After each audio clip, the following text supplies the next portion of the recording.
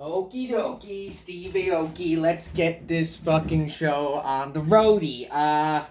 Welcome to episode 27 of Liam Small Abridges, A History of Newfoundland by D.W. Prowse, 15 to 20 pages every day until the bars reopen, or if I don't particularly feel like doing it that day. I'm so sick of this book, you guys. There's the shirt, Haas Glass, smoke 'em, I did bail on yesterday. I did. I couldn't do it. Headaches and stuff like that. Just a lot of screen time. Just not, and it's hard to get motivated after talking about legislature for so long. So, without any further ado, let's see here. So, at the end of the last chapter, we were briefly mentioning Dr. Mullock and how he was a pioneer in promoting agricultural...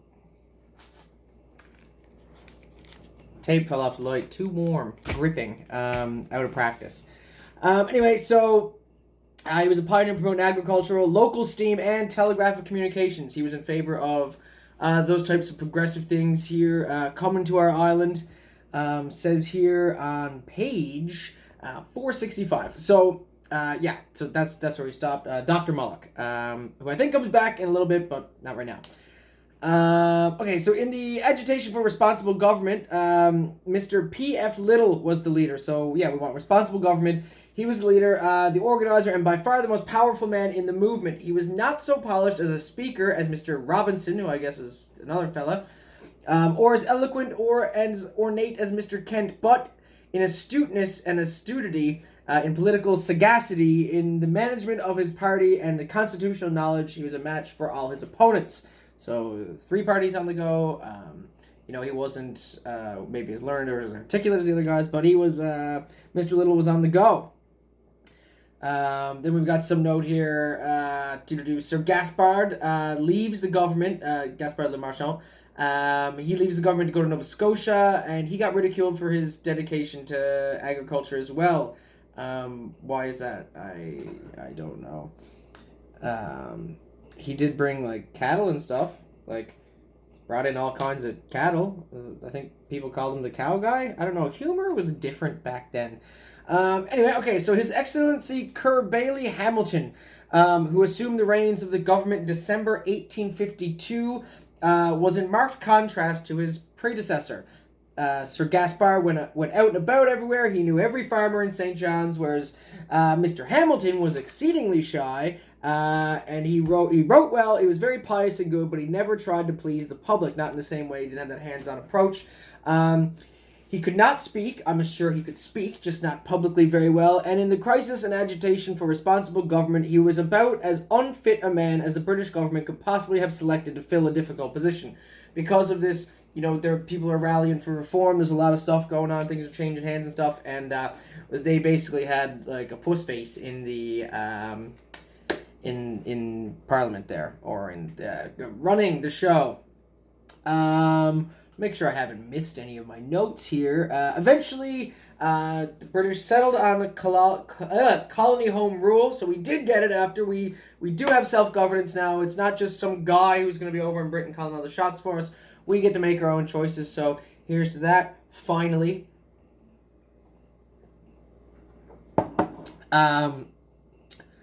It's not necessary to go over the long discussion about responsible government. Thanks for that. When the British cabinet, represented by the Duke of Newcastle, finally agreed to grant the colony home rule, they attached 2 main conditions. 1, the old office holders should receive fair treatment, and there should be proper representation bill. So that's the 2 things. They should receive fair treatment. Anyone who held old office or whatever would get pension, stuff like that. And proper representation bill. The Secretary of State for the Colonies wrote the Governor Hamilton that Her Majesty's government had come to the conclusion that they ought not to withhold from Newfoundland those institutions, and that civil administration, which, under the popular name of responsible government, had been adopted in all Her Majesty's neighboring possessions in North America, and they were prepared to concede the immediate application of the system as soon as certain preliminary conditions had been acceded to on part of the legislature. So, there you go. Play it back. Over the representation question, so that was dealing with the old title holders, or the guys who held office before. Over the representation question, just dividing and making sure different areas were represented equally and stuff. Over the representation question, both sides fought bitterly. Mr. Little's party wanted to gerrymander the districts to secure his party majority, which I don't know if you don't know what gerrymandering is. Fuck gerrymandering. Okay, what it is when you change political boundaries that change the voting districts that you're in, so you can squeeze a couple more of your voters out of one district to help you gain one at the detriment of another district. So it's greasy, and it shouldn't be a thing, because if you were to look at like a United States political map, or fuck, even in like Toronto and stuff, just to see the way districts are managed and changed, and when they change, people aren't. Anyway, I could go on a little bit about gerrymandering, but it's fucked, and we shouldn't do it. Because what he's saying here is Mr. Little Party's wanted to gerrymander the districts to secure his party majority. So instead of maybe developing better policy or just being a better party, no, let's just change political boundaries so we can win. Fuck doing the job or trying to be good or anything like that. No, we're just gonna move the boundaries. We'll get more of our own voters, and then everything will be fine, right? That's how you win, right? That's the way. That's what this is supposed to be all about, right? Anyway, whilst the Conservatives with equal pertinacity opposed him. So the Conservatives opposed Mr. Little's suggestion. In such a difficulty, a wise and diplomatic governor would have stood between the opponents and have endeavored to work out a fair compromise. During the 3-year struggle, he certainly should have had a census taken. This is Hamilton now. Responsible government was brought in 1855, and the only return of population... And only the return of population that both sides had to work on was the imperfect census of 1845. So they didn't really have a great idea of how many people were here and stuff, and what all the demographics were and shit. It was owing to the council ruled by the governor's friends that a census bill passed by the assembly had been thrown out. Where am I to? Page C60 underlines. So we got an important point here at the bottom of 467, apparently. I did take some of these notes yesterday, so I'm not as fresh as I normally am. Usually I just spend the 2 hours digesting it, taking the notes, and then I blurt it all back to you guys in one take. But I kind of took some notes yesterday, so I'm a little fuzzy on some of the details. We'll pick it back up there now when we get to today's work. Okay, it is clear, however, that the Protestant party were unwise in stolidity, resisting any change. Also, interesting still how, all the political parties seem to be, according to your, what sect you're in. Again, no separation of church and state, so when they say the Protestant party, that was, I guess, church and shit. Anyway, they should have known that responsible government was sure to come sooner or later, and have stood out firmly for a census before the representation bill was agreed to. So if they'd gotten ahead of it, just accepted the inevitable, they would have been better off. To make the best of a coming event that was going to happen anyway. Too much importance was given to the personal interests of the office holders, and too little regard to the future good government of the colony. So that's the point he's making there. We're more worried about giving pension to the guys who held office than actually, forward thinking and how we're going to tackle this responsible government thing. Classic. There should have been fair distribution of offices, is what he's getting at. No one can doubt now that the Roman Catholics had been unfairly treated. Under the new government that came into office in 1855, there was a complete change. After a lapse of 40 years, we can now view the whole matter dispassionately, and it must be admitted that Mr. Little played his hand in the political game artfully, and the Conservatives' stolid opposition to any change in the Constitution was a political blunder. So the gerrymanderer sort of did well, I guess. Cool. Which, again, that sets a dangerous precedent. We move on next to the form government.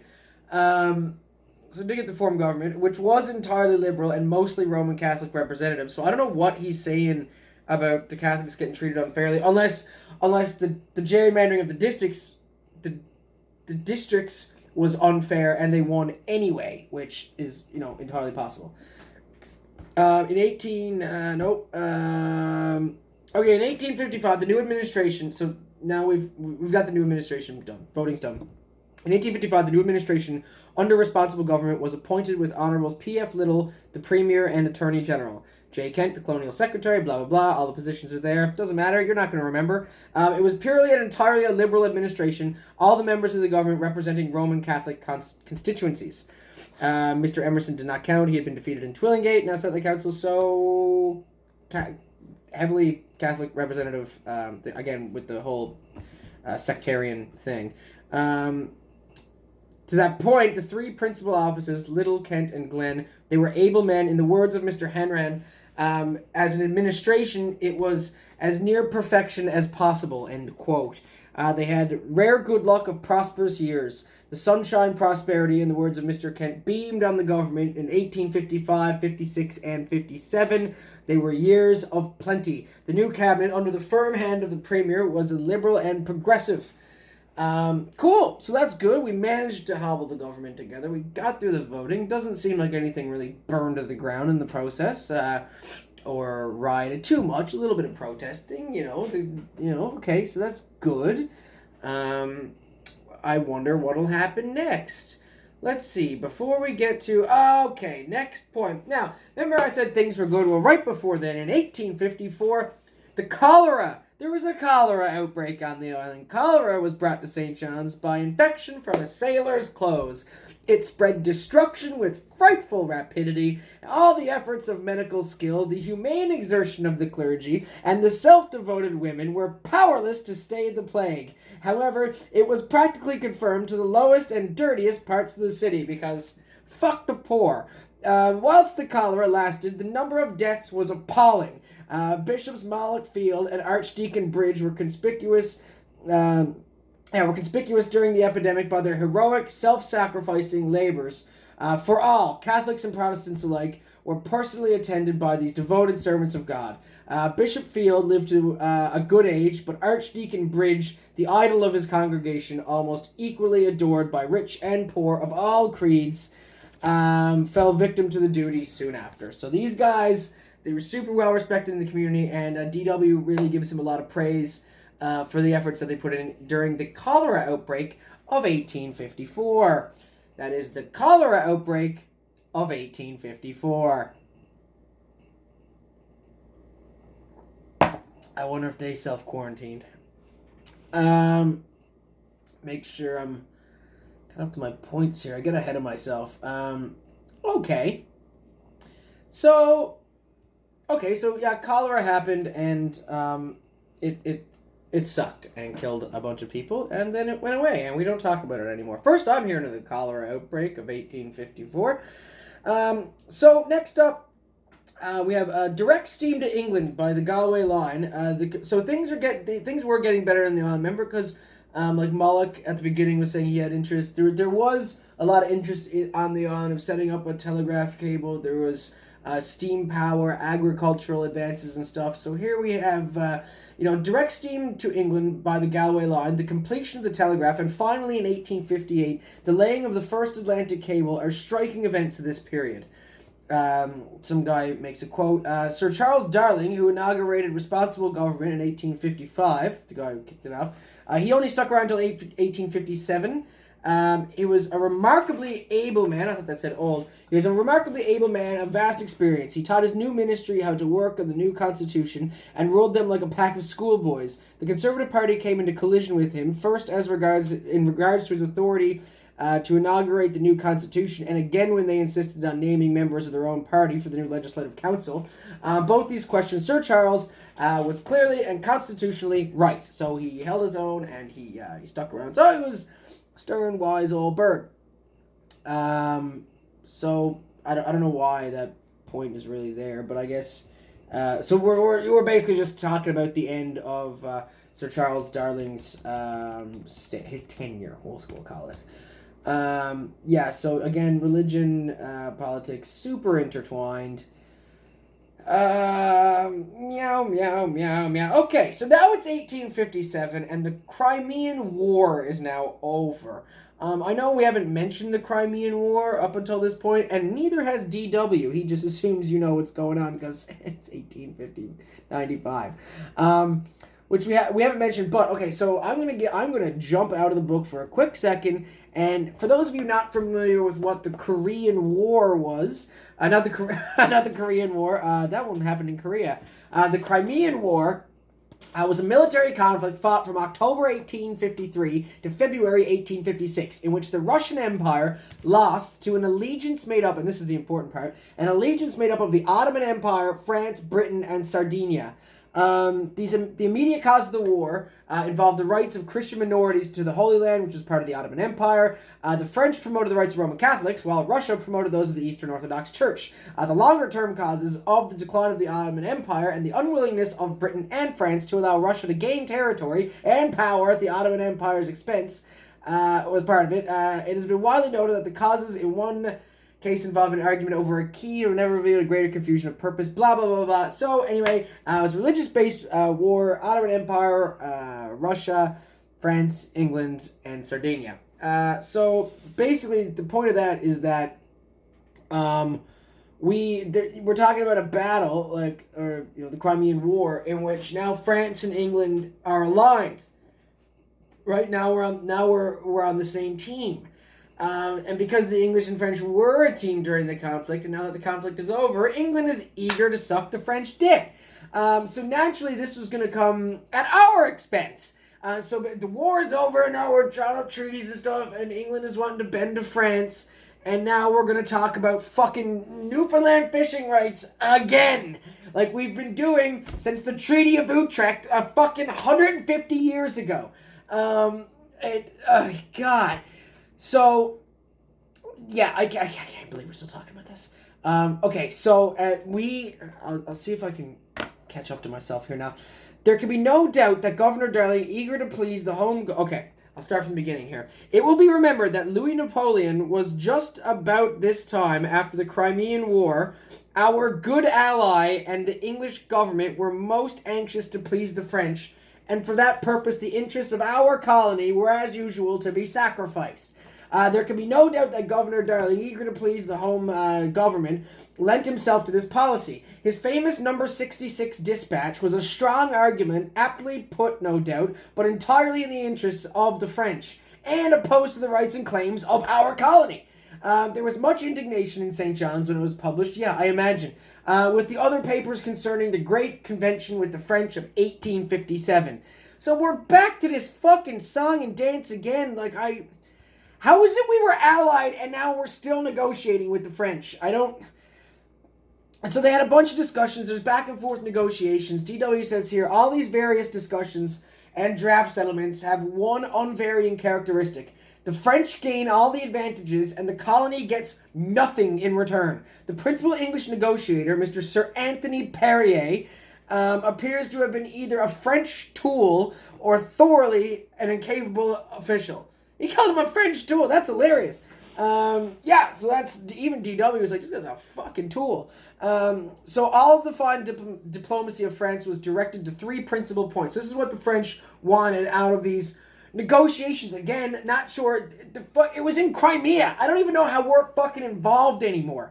Anyway, first, the French wanted to secure an unlimited supply of bait, which is in Fortune Bay on the southern portion of the island, the warmer waters and stuff. Second, to get the right to arrest and remove colonial fishermen and their vessels, so us, if we're in their shit. Third, to get a secure territory and to extend their rights on the treaty shore. Anyway, and it says here that the only thing that was in our benefit in these negotiations was those three demands were so over the top. They wanted so much that even they knew it was ridiculous and we couldn't give them everything that they asked for. So the only reason they didn't get all that is basically because it was too ridiculous. And they knew, they were like, man, we got to claw this back a little bit. We're asking for a lot here. So it's a fucking negotiating tactic is all it is. We got pissed. It didn't sit well with us. The Draft Convention of 1857 was an outrageous abandonment of our fishery rights. Labouchere and Perrier were aghast when they heard of the excitement of the unfair propositions created in the colony. The Newfoundland... Oh, yeah. So Newfoundlanders, we got so pissed. We started to hold, town hall meetings and stuff, and it's actually comparable to, the Boston Tea Party, man. We were ready to fucking freak. Newfoundlanders held indignation meetings as hot and fiery as the tea riots of Boston. Not only was Newfoundland aroused, all of British North America rose with her. So that was a pretty fucking dummy fucking thing to do to us. Then this guy, the Earl of Derby, which I think is arguably one of the funniest titles for anybody in the world. The Earl of Derby. The Secretary of the State of the Colonies, in a dispatch of 1884 to Sir John Glover, summarized the negotiations resulting in the Convention of 1857 as follows. I'm not going into it because it's a lot of really small text, and it's just recounting all stuff. It's basically just their back and forth. DW gives us a little spin of it.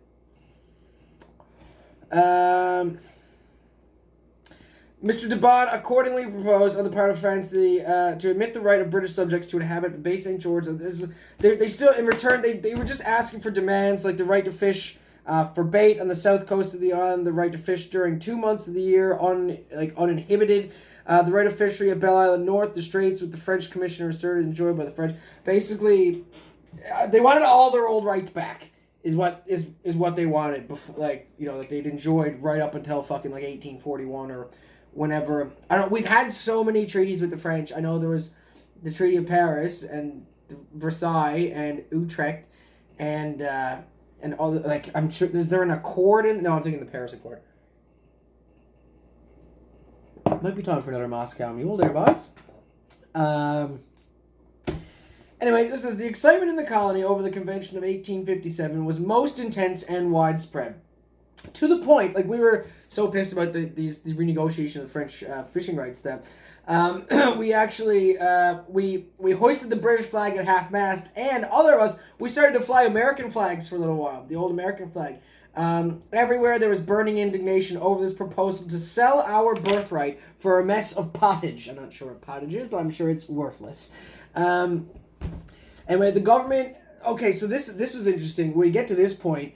So when this goes down, because this is like happening from Britain and not us, and we were like self-governing at the time, we were kind of like, what the fuck? All the parties and political differences that were going on at the time were totally set, like they just put them aside, and everybody was united in fighting this bullshit cause. All the boys like just hit the ground running, information stuff, spread it throughout the island and stuff, and so that was cool to see. Everybody coming together for a common goal to say fuck you to even their boss. The government, Little Hoyles, they sent delegates to England. They all worked in unity with all the purpose to destroy the convention. It says here, when they talk about the subject, in the concluding paragraph, we deem it our duty most respectfully to protest in the most solemn manner against any attempt to alienate any portion of our fisheries or our soil to any foreign power without the consent of local legislature. As our fishery, this is all in italics, as our fishery and territorial rights constitute the basis of our commerce and of our social and political existence, as they are our birthright and the legal inheritance of our children, we cannot, under any circumstances, assent to the terms of the convention. We therefore earnestly entreat that the imperial government will take no steps to bring this treaty into operation, but will permit the trifling privileges that remain to us to continue unimpaired. There. Not going at it. This is considered to be, the result was a great triumph for the colony before Governor Darling left in 1857, because Darling actually gets promoted to Jamaica for all of his good work, I guess. He received a couple of dispatches, blah blah blah. What have I got here on poor old 475? At the end of 1857, sorry, just retracking here. Darling leaves as governor, promoted to Jamaica. Now during the changeover time when he leaves, there's a whole pile of debate in terms of the French fishing rights, the exclusivity. So we've made the deal with the French, and now we're gonna get fucking nitpicky about it. Basically, is what they're saying. This is how you make a Moscow. You dump the rest of your liquor in there. You dump some lime juice in there. Good bit. Good for you. And some ginger beer. Anyway, so the guys start debating what, like, the definition of terms, and because there's no one guy to say, you know what I mean, because it's a time of transition, it's probably planned that way. But then they disputed terms like permanent settlements and where, of course, the boundaries were, and all this same old shit that they've been arguing back and forth. They're just trying to make... The French are really good negotiators and stuff at this. Clearly, because every time we sit down at the table with them, they gain, like, a bunch of our coast. So, clearly, they're good negotiators. So yeah, just talking about fixed settlements, some of the quarreling about definitions. On the question of fixed settlements, the correct definition of the term is undoubtedly given by Governor Hamilton. Again, some of this is legal mumbo jumbo, which is like really gets D.W. Prowse off. So it's like he likes getting into the nitty gritty of that stuff, right? Governor Hamilton, it is clear that under the administration of our naval governors, the fishery carried on by both French and English on the coast was a ship fishery without permanent stages. Ship, not the shore fishery, the ship deep sea. Under these arrangements, each ship as she arrived selected a fishing place for her crew and made the necessary erections for carrying on their operations. Owing to the French being driven off the coast during the wars between 1756 and 1818, English fishermen had monopolized all of the northeast coast. But long before this, as far back as 1698, Newfoundland planters had extended themselves from Bonavista gradually as far north as Quiberon. It was the permanent establishments of the English fishing ships which interfered with the free exercise of French rights. When the French fishermen came back in such overwhelming numbers, blah, blah, blah, they're like, it goes on like this for a while. So, and long story short, whatever was not given to France remains the proprietor and sovereign power of England. So, whatever we did, just... If it's in France, it's fucking ours. We therefore have the right to clear and cultivate land, to work mines, and to carry on a salmon fishery and any other businesses that does not actually interfere with the French cod fishery. So we did give them rights back. We didn't give them everything they wanted. We did cave a bit. There's a bit of a plan for that. We did have a little bit of a plan for that. At the present time, the French fishery is a ship fishery carried on principally in like the Grand Banks area, off say on southern parts of the island and stuff. Their sedentary shore fishery is relatively insignificant. So the French are just doing that deep sea like bass type fishing. Now, DW gets into some legal mumbo jumbo. Basically, all that stuff about settlements and all the legal shit, just like the whole point is like we could have settled it with like if the tensions weren't high or whatever. I don't know why tensions were high. We're on the same side. Anyway, page 477. Okay, so at the present time, the French fishery is a ship fishery. Yep, carried on the banks, sedentary. The French really depend on the bait fishery, though. So when DW, he talks a little bit about bait. And the bait fishery of Fortune Bay was one of the best, most bountiful in the world. It was easy pickings, and you need bait to catch a pile of fish in the offshore fishery, like the ocean fishery. So what ended up happening, and again, I don't know what all this is for, but basically their bait supply was entirely in our hands. He says, we can at any moment paralyze the movements of the whole French fishing fleet by stopping their supplies of bait, which we did in 1888. So why did we give it to them in the first place? Like, we had all these negotiations, we gave it to them, and then we're like, yeah, but now let's just cut off their bait. Like, what's the fucking point? Just say, like, no, we don't, it's fucking, that's good mule. Right. So we cut off their bait. Their full complement for their first baiting in Harry amounts to 54,000 barrels. By the 4th of May in that year, the French only obtained 4,040 barrels, so they're down like 50,000 barrels. Their spring fishery was in consequence a complete and disastrous failure, so we just wore them down. We cut off the bait, can't catch fish, no fish to go back with. It says here that some of the French spies didn't even have enough money to pay for their wine on the trip, so, I mean, yeah, the Bait Act really fucked them. But I don't get why we waste all the time. Anyway, so we introduced the Bait Act. Really fucked over the French. So we gave them a bunch of stuff because we were sucking up to them, and then we fucked them over with the Bait Act. There you go. And then at the end of page 479 here, DW goes into... No, he starts speculating. Because we're in these negotiations with the French. Sorry about that. Somebody just commented on something I posted, and I didn't turn my volume down. DW comes up with some opinions about how we could settle the negotiations with the French and stuff. He says, like, let the French have exclusive possession for fishing season within a 3-mile limit of each harbor they actually occupy with their fishing ships and crews. Concurrent rights to the fishing over the whole northeast coast and on the west coast as far south as Cowhead. Pardon me. An absolute right to purchase. Shut up!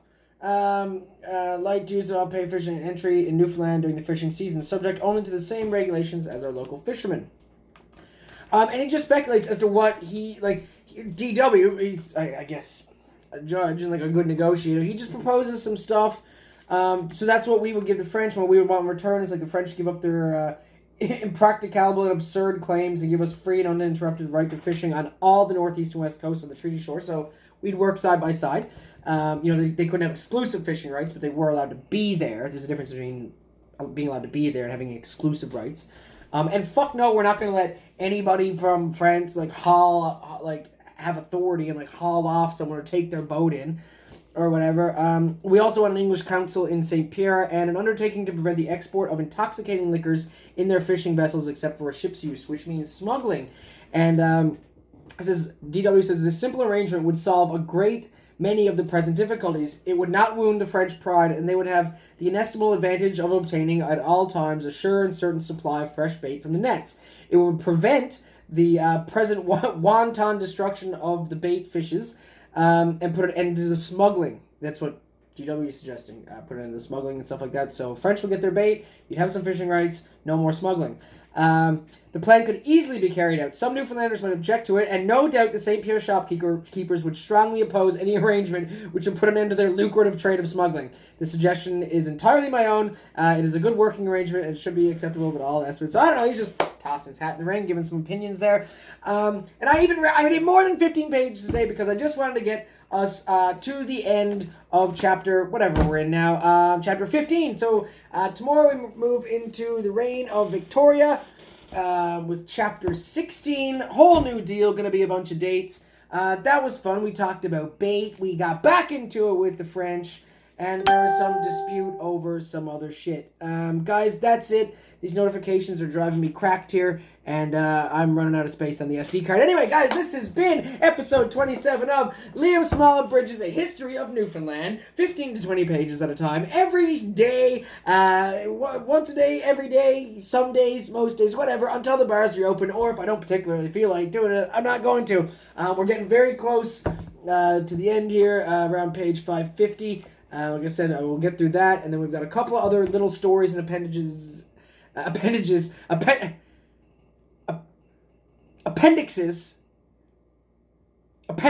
the back that will be like about Labrador and railway and stuff. I already mentioned that already. We'll get to it. Guys, thank you so much for tuning in.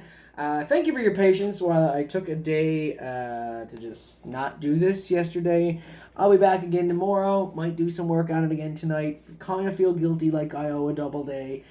Probably not going to happen, though. And guys, take care. Stay healthy. Stay sane. And stay, I don't know. Fed.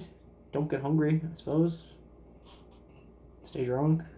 Just stay sane. Stay in your house. How about just stay in your fucking house? Bye.